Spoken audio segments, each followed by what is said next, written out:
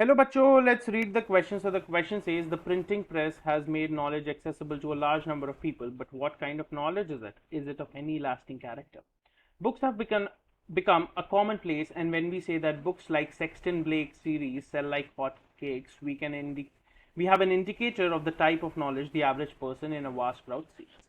Let me tell you about an incident that occurred a few years ago in America. An American publisher printed 1 million copies of Charles Dickens' work in the hope of easily selling them in the author's name. But to his disappointment, no amount of publicity or advertising could help him sell the books. He devised a new strategy while exhausted. He tore off the cover pages, replaced the title with the covers containing sensational love headings, and advertised the new books once more. All of the books were gone in a week. We are not concerned with the morality of the booksellers here, actions here. It is worth noting that only books of sensational nature are actively sought after by ordinary people with a strong aversion to serious study. As a result, the grand argument that the printing press has made knowledge accessible to the masses is clearly fallacious and misleading. To put it another way, it has created a taste for low order books. Now, on the basis of your understanding of the passage, answer the following question.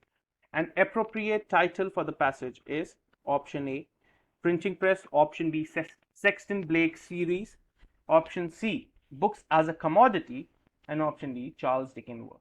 So बच्चों हम एक बार passage समझते हैं, उसी के ऊपर हमें उसी के साथ हमें एक टाइटल भी समझ आ जाएगा जो इसके लिए बेस्ट होगा. तो जिसने भी ये पैसेज लिखा वो ये बोलना चाहता है कि जो प्रिंटिंग प्रेस है उसने नॉलेज तो एक्सेसिबल बहुत लोगों के लिए करा दी है, पर ये जो नॉलेज हम लोगों को इससे मिल रही है क्या ये किसी लास्टिंग कैरेक्टर की है? क्या हमारे पे ये छाप छोड़ पा रही है अच्छी? अब एक एग्जाम्पल लिया गया है सेक्सटन ब्लेक सीरीज का जो बहुत ज्यादा बिकती थी and it used to sell like hot cakes. तो वो एक दर्शाता है या वो एक इंडिकेटर है कि हम एक एवरेज आदमी कैसा नॉलेज लेना चाह रहा है. ठीक है, तो एक इंसिडेंट की बात की गई है यहाँ पे अमेरिका की, जहां पे एक अमेरिकन पब्लिशर ने 10 लाख से ज्यादा कॉपियां चार्ल्स डिकेंस के काम की छाप दी थी एंड उसने ये सोचा था कि ये तो ऑथर के नाम पे बिक जाएंगी, बट ऐसा नहीं हुआ. कोई पब्लिसिटी या कोई एडवर्टाइजिंग उसकी हेल्प नहीं कर पाई वो किताबें बेचने के लिए. तो उसने एक नई स्ट्रैटेजी, एक नया प्लान बनाया. उसने क्या किया, उसने कवर पेजेस को फाड़ के उन कवर पेजेस को रिप्लेस कर दिया सेंसेशनल लव हेडिंग्स के साथ और अपनी फिर बुक्स एडवर्टाइज करें. और इस बार उसकी जो सारी बुक्स थी वो एक हफ्ते के अंदर अंदर बिक गई या एक हफ्ते में बिक गई. अब हम ये नहीं जानना चाह रहे कि बुक सेलर ने ऐसा क्यों किया, उसकी मोरालिटी पे क्वेश्चन नहीं कर रहे, बट हम ये ज्यादा जरूरी जानना चाह रहे हैं कि सिर्फ जो सेंसेशनल नेचर की किताबें हैं वही क्यों ऑर्डिनरी आदमी पढ़ना चाह रहा है रादर देन सीरियस स्टडी की किताबें जो असल में उसकी नॉलेज बढ़ाएंगी. तो यहाँ पे एक बहुत बड़ा आर्ग्यूमेंट क्रिएट हो गया है कि जो प्रिंटिंग प्रेस है उसने नॉलेज तो अवेलेबल करा दी है मासेस को, पर क्या ये नॉलेज एक मिसलीडिंग या क्या ये नॉलेज एक गलत राह पे आदमी को लेके जा रही है, उसको मिसलीड कर रही है, और या फिर हम उसको ऐसे बोल सकते हैं कि उसने मासेस में, उसने बहुत लोगों के बीच में एक टेस्ट डेवलप कर दिया, एक लाइकिंग डेवलप कर दिया फॉर लो ऑर्डर बुक्स.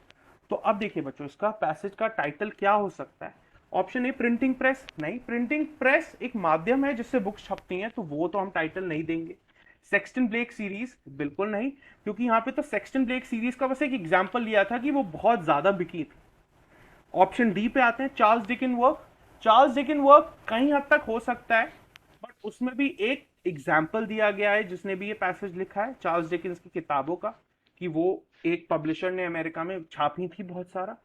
पर अगर मैं ऑप्शन सी को देखूं गौर से, जो है बुक्स एज अ कमोडिटी, तो बच्चों इसको समझना बहुत जरूरी है हमें, बुक्स एज अ कमोडिटी को. अब बुक्स एज अ कमोडिटी का मतलब क्या होता है कि जो बुक्स जब जो छापी जा रही हैं it is specific, it is specific, it is of specific kind for profit books. तो जो बुक्स ज्यादा प्रॉफिट देती हैं, kind for profit media for media. तो बुक्स एज अ कमोडिटी है specific kind for profit media. तो जो book ज्यादा प्रॉफिट देती हैं किसी पब्लिशर को वो बुक ज्यादा छापी जाती हैं, और जो अच्छी नॉलेज बढ़ाती हैं पर प्रॉफिट नहीं देती तो वो नहीं छापी जाती. So the correct option would be option C, books as a commodity. Books as a commodity. I hope you understood it well. Best of luck.